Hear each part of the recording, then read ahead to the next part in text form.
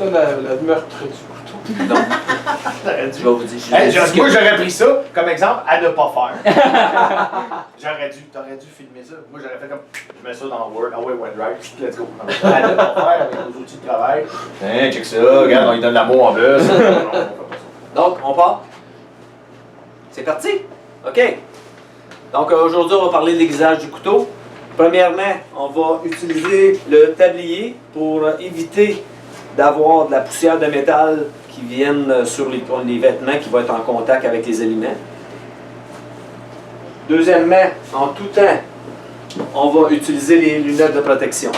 Donc, avant de mettre les lunettes, autre chose, avant de venir à l'aiguisoir de couteau, toujours s'assurer d'avoir un couteau qui est propre. Donc, qu'il n'y a pas de gras, qu'il n'y a pas de sang, parce qu'à ce moment-là, on va venir pas endommager, mais contaminer notre courroie. Donc, notre courroie va se gorger de gras ou de sang, et puis elle va devenir moins efficace. Avant de se placer à l'aiguisoir, s'assurer d'avoir suffisamment de place pour bien bouger. Et ce qui va être très important, c'est la posture qu'on a face à l'aiguisoir. Ça veut dire que nos deux pieds sont égaux à nos épaules. On s'avance, on s'assure que l'aiguisoir est vraiment centre à notre torse. Et maintenant, on va faire l'ajustement de l'aiguisoir. Donc ici, on a un désosseur à lame large. Donc on se réfère au guide d'affûtage qui nous dit désosseur lame large à 2. Donc on vient s'assurer de bien placer notre guide ici. Donc le témoin, c'est la lamelle du dessus. On place ça tout juste au chiffre 2. Donc, on est bien en position. On a nos verres protecteurs, nos lunettes protectrices. On s'assure du mouvement qu'on va faire. Donc, premièrement, quand on va aiguiser un couteau, on va tout le temps partir du manche du couteau, aller vers l'extrémité.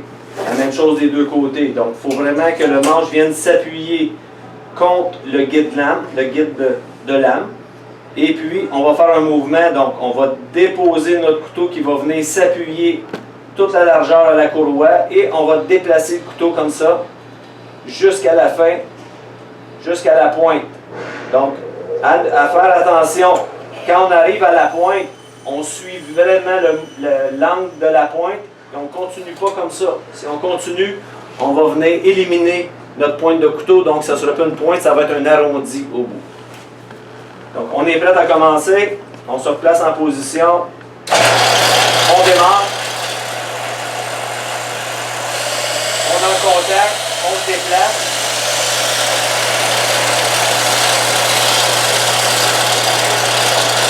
On fait la même chose de l'autre côté. Donc, c'est bien appuyé.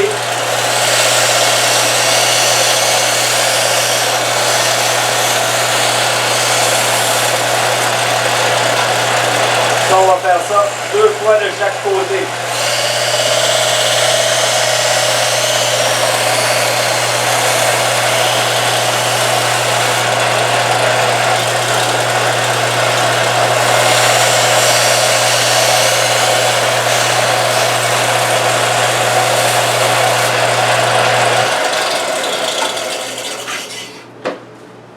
Donc, comme vous avez vu, c'est un mouvement qui est continu, fluide.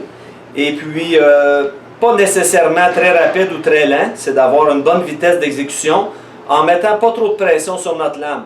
Qu'est-ce qui arrive si je vais pas assez vite ou je mets trop de pression? C'est que tout au cours de l'aiguisage, on va créer une augmentation de température de l'acier et ça va se transmettre sur notre pointe.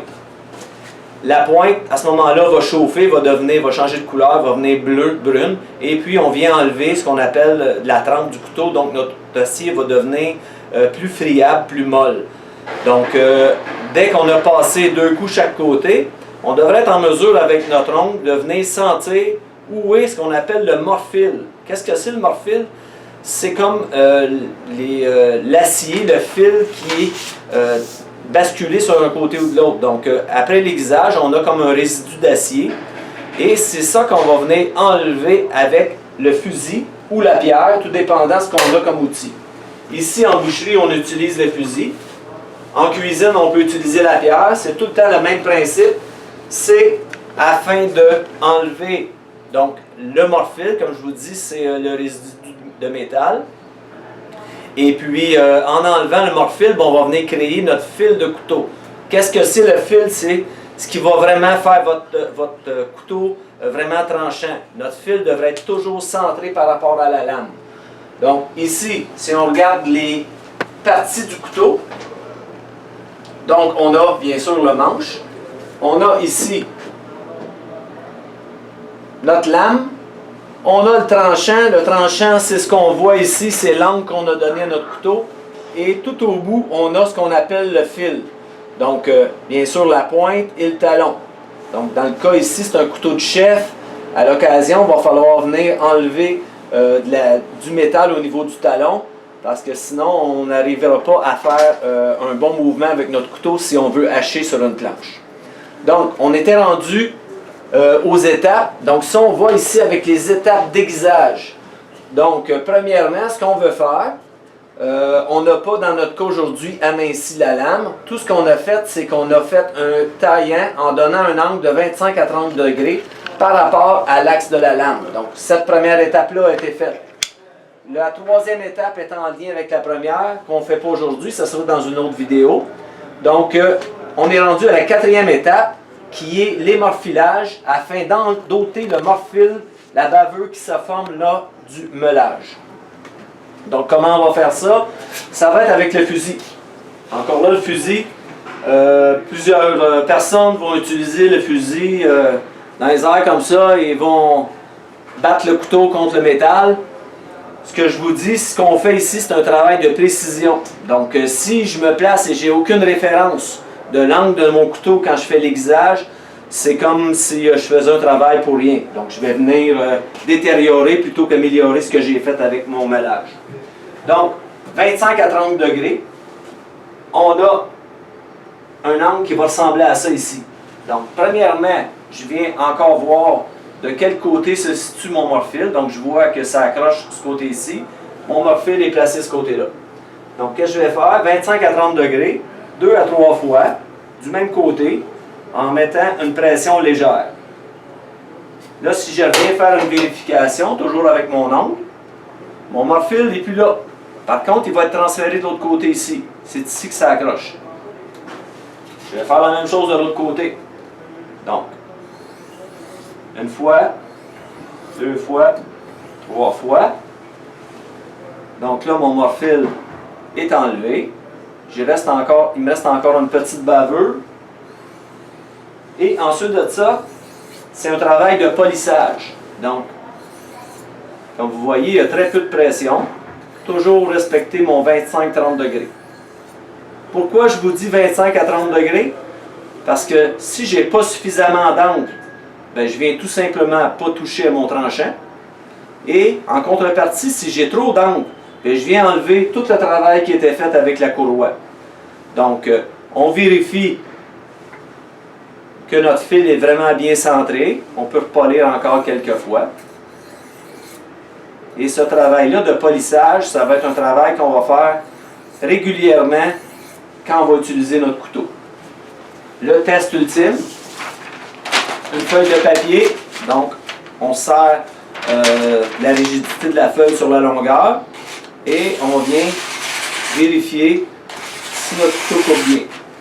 Si notre couteau ne coupe pas bien, ce qui va arriver, c'est qu'on va avoir de la difficulté à le couper dans le papier et puis notre papier va tout être ébréché. Donc, on voit ici que la coupe est franche et bien réalisée. Donc, les étapes, je répète encore, on commence par l'aiguisage, on se réfère au guide d'affûtage. Donc, si j'ai un désosseur, lame large ou lame étroite, tout dépendant du genre de désosseur qu'on a. Donc, on va avoir le guide lame à ajuster. Si j'ai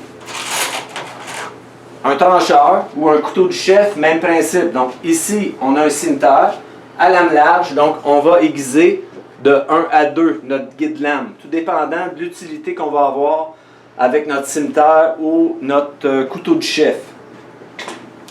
Donc, ça complète la vidéo d'aujourd'hui. Dans une autre vidéo, on va voir à quel moment on doit se servir de ce qu'on appelle la meule à polir, une meule de coton. Merci. De rien.